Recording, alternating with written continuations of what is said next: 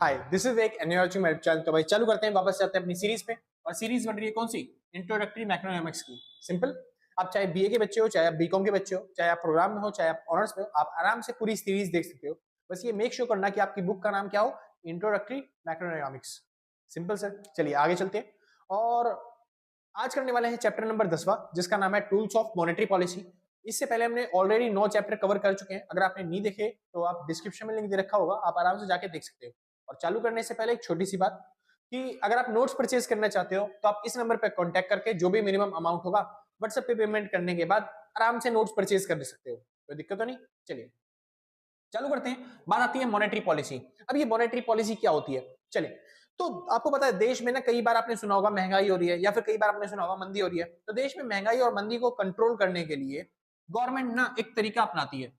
तो किसको? इन्फ्लेशन और डिफ्लेशन को कंट्रोल करने के लिए गवर्नमेंट जो तरीका अपनाती है उसको बोलते हैं फिस्कल पॉलिसी। क्या बोलते हैं? Fiscal policy.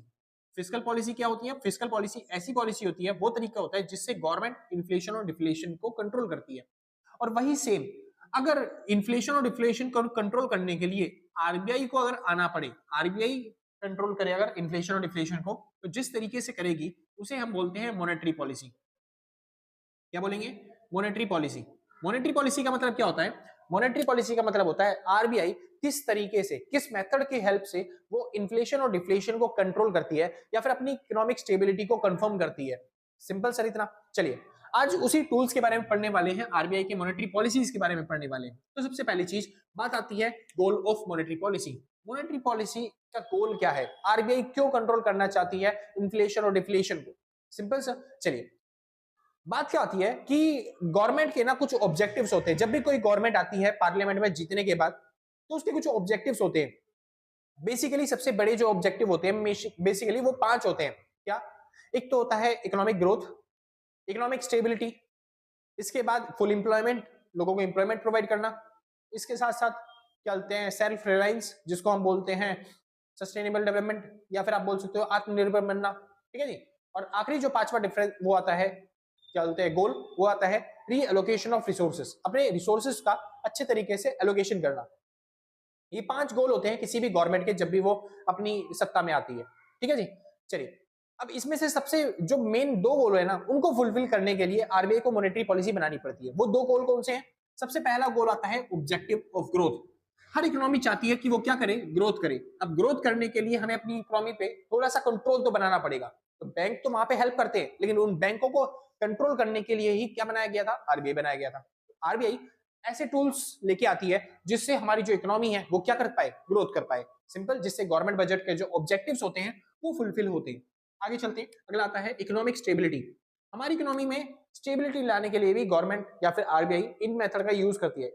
इकोनॉमिक स्टेबिलिटी लाने के लिए मतलब आपने सुना है कि कई बार देश में इन्फ्लेशन होता है, डिफ्लेशन होता है। बिजनेस साइकिल पढ़ी होगी ना, इसको बोलते हैं बिजनेस साइकिल। तो कभी देश में डिफ्लेशन होता है, मंदी आती है, कभी देश के अंदर इन्फ्लेशन होता है, महंगाई आती है। और कोई भी देश ऐसा नहीं चाहता कि उसको महंगाई और मंदी का सामना करना पड़े। इसलिए हर देश कहां पे चाहता है कि वो स्टेबल रहे, कहां पे रहे? ट्रेंड में रहे। सिंपल से इतना, कोई दिक्कत तो नहीं। बस इसीलिए हम क्या करते हैं? मॉनेटरी पॉलिसी को अपनाते हैं। आरबीआई क्या करती है? मॉनेटरी पॉलिसी का यूज करती है। सिंपल से इतना। चलिए अब मॉनेटरी पॉलिसी का यूज किस तरीके से किया जाता है वो पढ़ेंगे किसी अगले चैप्टर में या फिर किसी और चैप्टर में, क्योंकि वो टॉपिक इसमें नहीं है। यहाँ पे हम खाली करने वाले हैं कि वो टूल्स कौन से हैं जिससे मॉनेटरी पॉलिसी को क्या बोलते हैं करेक्ट किया जाता है, या फिर जो इन्फ्लेशन डिफ्लेशन है उसको कंट्रोल किया जाता है, या फिर इकोनॉमिक स्टेबिलिटी लाई जाती है। शुक्र है। चलिए सबसे मोस्ट इंपॉर्टेंट टॉपिक यही है आज का होने वाला है, जिसको हम बोलते हैं टूल्स ऑफ मॉनेटरी पॉलिसी। आगे चले। अब ये मॉनेटरी पॉलिसी के टूल्स क्या है? कुछ गिने चुने टूल हैं, बस मैं उनके बारे में समझाना चाहूंगा। बस उसको समझते के साथ ही आपका जो पूरा चैप्टर है वो खत्म होने वाला है। Simple sir. चलिए ज्यादा बड़ा चैप्टर नहीं है, छोटा सा चैप्टर है। बस आपको डेफिनेशन समझनी है, इन सब टॉपिक के बारे में समझना है कि टॉपिक कैसे है और ये किस तरीके से इन्फ्लेशन और डिफ्लेशन को कंट्रोल करते हैं। चलिए जी, टूल्स ऑफ मॉनेटरी पॉलिसी में सबसे पहले आते हैं 2 तरह के टूल। एक होते हैं क्वालिटेटिव, दूसरे होते हैं क्वांटिटेटिव। क्वालिटेटिव और क्वांटिटेटिव, जिसको आरबीआई जो है वो नंबर्स की फॉर्म में चेंजेस कर सकती है जिसके अंदर, उसे बोलते हैं हम क्वांटिटेटिव टूल। और जिसके अंदर नंबर्स के अंदर चेंजेस नहीं की जा सकते उसे हम बोलते हैं क्वालिटेटिव टूल। ठीक है जी। एग्जांपल के तौर पे सब पहले लिख देता हूं, फिर आपको समझाता हूं अच्छी तरीके से होता क्या है। जैसे कि फॉर एग्जांपल के तौर पे CRR cash reserve ratio, SLR, अगला LRR, उसके बाद bank rate, repo rate, reverse repo rate. ये सब वो टूल है जिसको नंबर्स की फॉर्म में आरबीआई जो है वो चेंज कर सकती है, कंट्रोल कर सकती है। अगले वो टूल आते हैं जिसको नंबर्स की फॉर्म में कंट्रोल नहीं किया जा सकता, जैसे कि मार्जिनल रिक्वायरमेंट। साथ ही में अगला आता है ओपन मार्केट ऑपरेशन, OMO। साथ ही में आता है मोरल सुएशन। ठीक है जी। तो ये टूल वो टूल है जिसको नंबर्स की फॉर्म में कंट्रोल नहीं किया जा सकता। इससे स्टेबिलिटी कैसे आती है, बस वो धीरे धीरे समझते हैं। तो सबसे पहले चालू करते हैं क्वांटिटेटिव टूल से, जिसमें सबसे पहला टूल आता है हमारे पास CRR, SLR और LRR। अब ये क्या बला है देखते हैं। सबसे पहला पॉइंट आता है CRR, अगला SLR और अगला LRR। अब समझिए, इन टॉपिक्स को समझने से पहले एक छोटा सा एग्जांपल है जो आपको समझना है। क्या आपको पता होगा, कभी भी अगर आपके पास 1000 रुपए पड़े हैं और आपने सोचा क्यों ना इस पैसे को कहां पे डिपॉजिट कर दिया जाए, बैंक के अंदर डिपॉजिट कर दिया जाए, सिंपल। तो क्या बैंक वाले वो पूरे 1000 रुपए जो आप जमा करते हो बैंक में, क्या वो अपनी जेब में रख के बैठे होते हैं? नहीं जी भैया, वो तो केवल अपने पास थोड़े पैसे रखते होंगे, बाकी ज्यादातर पैसा वो क्या कर देते हैं, पब्लिक को लोन के रूप में प्रोवाइड कर देते हैं। सिंपल इतना, कोई दिक्कत नहीं। बस जो पैसा बैंक वालों ने अपने पास रखा होता है उसी को हम क्या बोलते हैं, रिजर्व। क्या बोलते हैं इसे, रिजर्व। सिंपल, उसी को क्या बोलते हैं, रिजर्व। अब ये जो रिजर्व है ये किस तरीके का रिजर्व है, इसी रिजर्व को बोला जाता है LRR। LRR का मतलब क्या होता है, LRR का मतलब होता है लीगल रिजर्व रेशियो। क्या होता है, legal reserve ratio. Legal reserve क्या होता है, रेशियो मतलब क्या होता है आगे समझाऊंगा। लीगल रिजर्व रेशियो मतलब होता है वो पैसा जो बैंक वालों ने अपने पास रखा। सिंपल इतना। अब समझिए, क्या बैंक में केवल 1000 ही रुपए जमा होते हैं? नहीं भैया, करोड़ों रुपए ट्रांजेक्शन होते हैं, तो बैंक में 1000 करोड़ रुपए जमा होते हैं। तो क्या बैंक वाले अपने पास खाली 100 रखते हैं? नहीं भैया, करोड़ों में ट्रांजेक्शन होते हैं तो बैंक वाले अपने पास 100 करोड़ रुपए रखते हैं। अब ये अमाउंट छोटा तो नहीं है, अमाउंट बहुत बड़ा है। अब इतना बड़ा है कि अपने पास पैसा रखना रिस्क होता है, इसलिए बैंक वालों को इस पैसे को डिवाइड करना पड़ता है। तो वो डिवाइड करते हैं दो पार्ट्स में। मान लेते हैं 50 करोड़ अलग और 50 करोड़ अलग, सिंपल। अभी ये जो 50 करोड़ वाला पार्ट है ये बोला जाता है CRR। क्या बोला जाता है, CRR। और ये 50 करोड़ वाला पार्ट है इसको बोलते हैं SLR। अब भैया ये SLR और CRR क्या है? CRR का मतलब होता है कैश रिजर्व रेशियो। इसका मतलब क्या होता है, cash reserve ratio. Cash reserve ratio क्या होता है भैया, ये डिपॉजिट का ही एक पार्ट है जो कि कमर्शियल बैंकों ने किसके पास भिजवा दिया है, आरबीआई के पास। क्योंकि इनके पास इतना सारा पैसा, रिस्क वाली बात है, इसलिए तो इन्होंने दो पार्ट किए। तो ये जो पहला वाला पार्ट है CRR वाला पार्ट, ये पैसा ये किसके पास भिजवा देते हैं, आरबीआई के पास। और ये जो SLR वाला पार्ट है ये वो अपने पास ही रखते हैं, खुद के पास रखते हैं, सेल्फ के पास रखते हैं। सिंपल से, कोई दिक्कत नहीं। उसे बोलते हैं SLR। तो SLR का मतलब क्या होता है, इसे बोलते हैं स्टैट्यूटरी, यहीं पे लिख देता हूं मिटोगे, लिक्विडिटी रेशियो। तो स्टैट्यूटरी लिक्विडिटी रेशियो का मतलब क्या होता है, ये वो पार्ट होता है डिपॉजिट का जिसे कमर्शियल बैंक्स ने अपने पास रखा है रिजर्व की फॉर्म में। इतना समझ में आ गया, कोई दिक्कत तो नहीं ना, बढ़िया। अच्छा, वैसे इनका रेट देखा जाए तो फिर अभी मेरे को रेट थोड़ा याद नहीं है, जितना मेरे को पुराना याद है मैं वही लिख देता हूँ। जो CRR का जो रेट है वो है 0.5%, यानी जितना भी पैसा जमा होगा, डिपॉजिट होगा, उसका 0.5% जो है वो आरबीआई के पास भेजना पड़ेगा। और SLR का जो रेट है वो है 4.5%, जो जितना भी पैसा डिपॉजिट होता है उसका 4.5% बैंक वालों को अपने पास रखना पड़ता है। ये इनका ऑफिशियल रेट है। फिलहाल आगे चलते हैं। अब बात आती है इनकी डेफिनेशंस क्या बनेगी। बहुत सिंपल सी डेफिनेशंस है, मैं बोल देता हूं, आप एक बार फटाफट से नोट करना।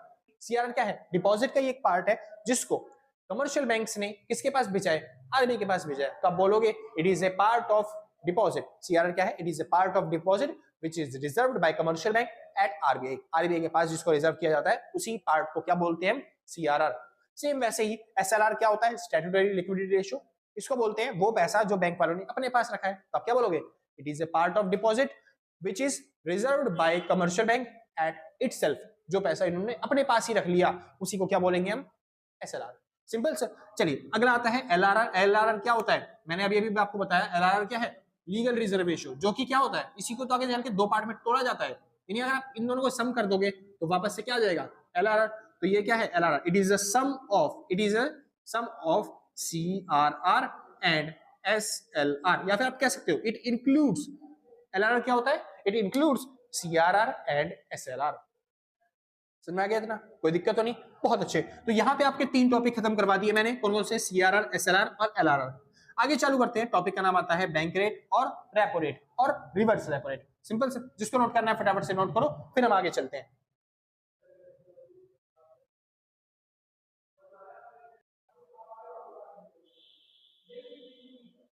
हाँ जी श्योर है, चलो भाई। तो टॉपिक का नाम आता है अब बैंक रेट, रेपो रेट और रिवर्स रेपो रेट। अब ये क्या बोला है भैया,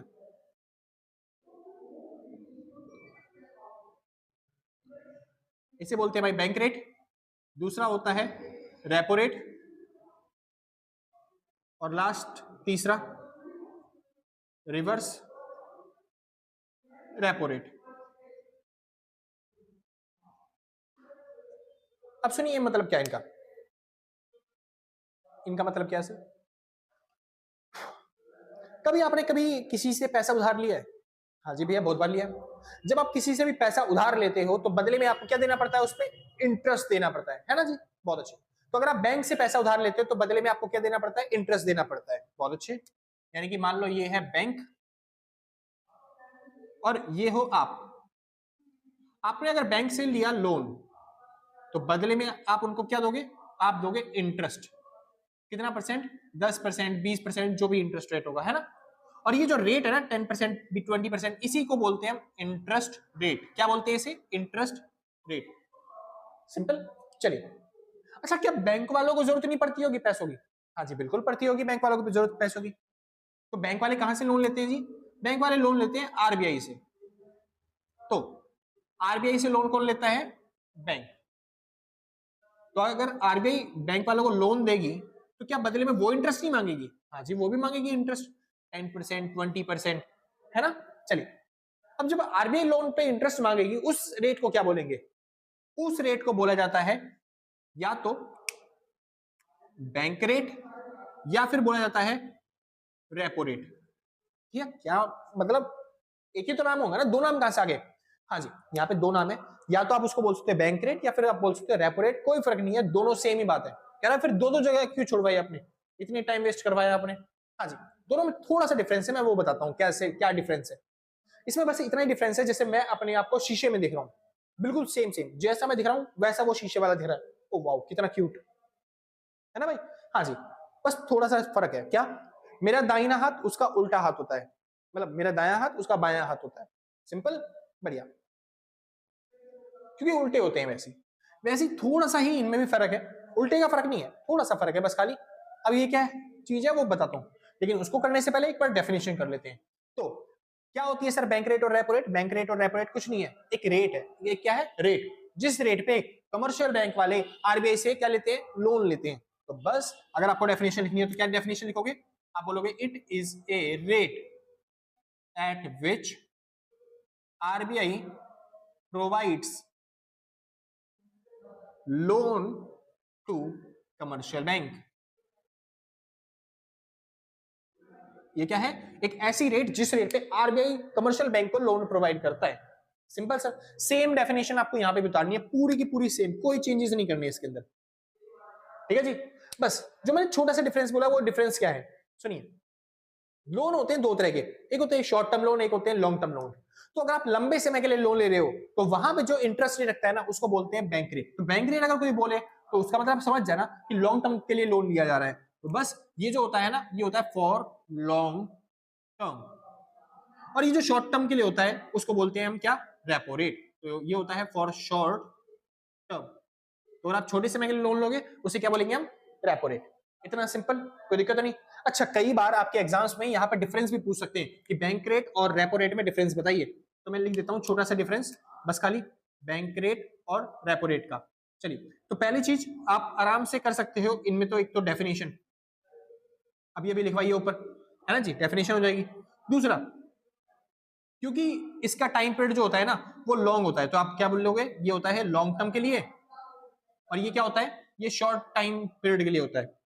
तीसरा, अभी कोई चीज, कोई बंदा अगर मेरे से लॉन्ग टर्म के लिए लोन ले रहा है तो मेरे को लॉन्ग टर्म तक प्रॉफिट मिलेगा, इंटरेस्ट मिलेगा, तो मैं क्या करूंगा, भाई तू कम इंटरेस्ट पे भी ले जा, बस लोन ले जा, मेरे को प्रॉफिट देता रहिए बस, सिंपल। तो यहाँ पे जो इंटरेस्ट रेट होता है ना बेसिकली वो थोड़ा सा लो होता है, लेकिन यहाँ पे जो इंटरेस्ट रेट होता है वो बहुत ज्यादा हाई होता है, ठीक है जी।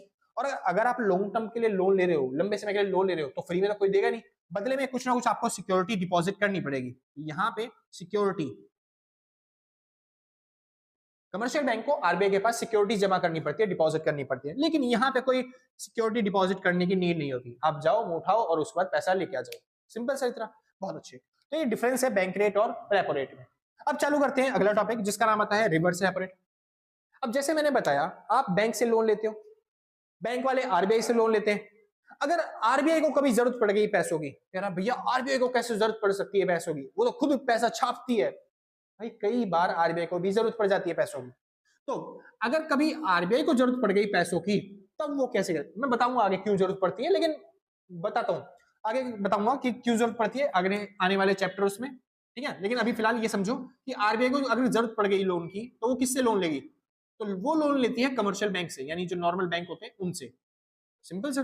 तो कमर्शियल बैंक जिनको पहले आरबीआई ने लोन दिया था उन्हीं से लोन ले लेती है, तो आरबीआई लोन लेती है कमर्शियल बैंक से और बदले में उसको क्या देती है, इंटरेस्ट, वही 5% 10% जो भी इंटरेस्ट रेट होगा बस।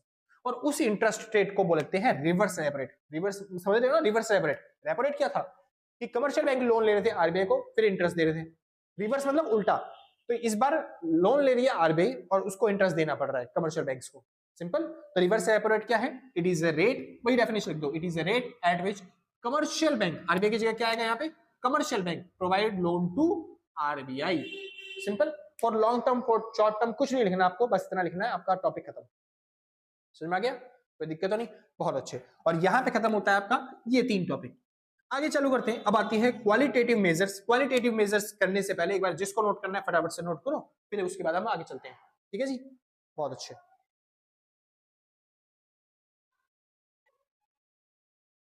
हाँ जी शुरू है, चलिए। अब बात आती है क्वालिटेटिव मेजर्स की। क्वालिटेटिव मेजर्स के अंदर सबसे पहला जो टॉपिक आता है उसको हम बोलते हैं मार्जिनल रिक्वायरमेंट। मार्जिनल रिक्वायरमेंट, अभी मार्जिनल रिक्वायरमेंट क्या है समझिए। आपने देखा होगा कभी के बार अगर बैंक से आप कभी लोन लेने गए, जैसे मैं कभी बैंक से लोन लेने गया था एक बार, तो मेरे को चाहिए था 10 लाख रुपए का लोन। कितने का लोन चाहिए, 10 लाख रुपए का, ठीक है।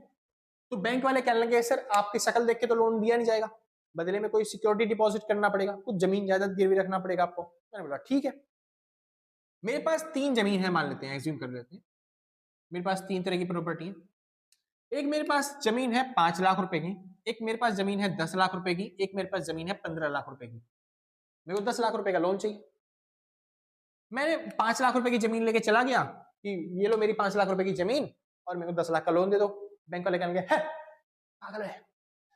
आप खुद सोचो सर, 5 लाख रुपए की जमीन में दूंगा और कोई मेरे को 10 लाख का लोन दे देगा। सोचो मैं 10 लाख का लोन लेके भग गया पैसा लेके, तो बैंक वालों को लॉस नहीं हो जाएगा, खाली 5 लाख रुपए तो रिकवर कर पाएंगे मेरी जमीन बेच के। सिंपल बात है ना, बहुत अच्छे, ठीक।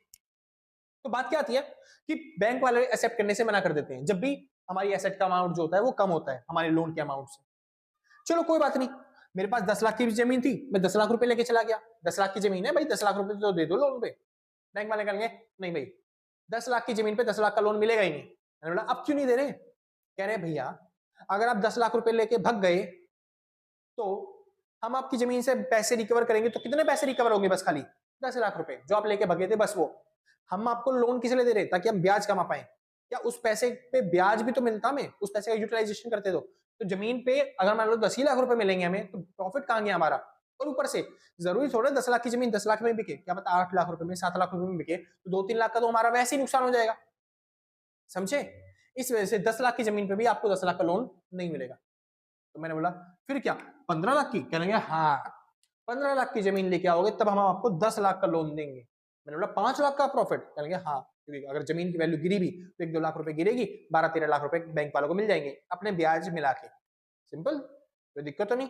हाँ जी, ये जो 15 लाख रुपए की इन्होंने जमीन मांगी 10 लाख रुपए का लोन देने के लिए, यानी कितना प्रॉफिट, कितना मार्जिन इन्होंने अपने पास रखा, अरे पूरे 5 लाख रुपए का।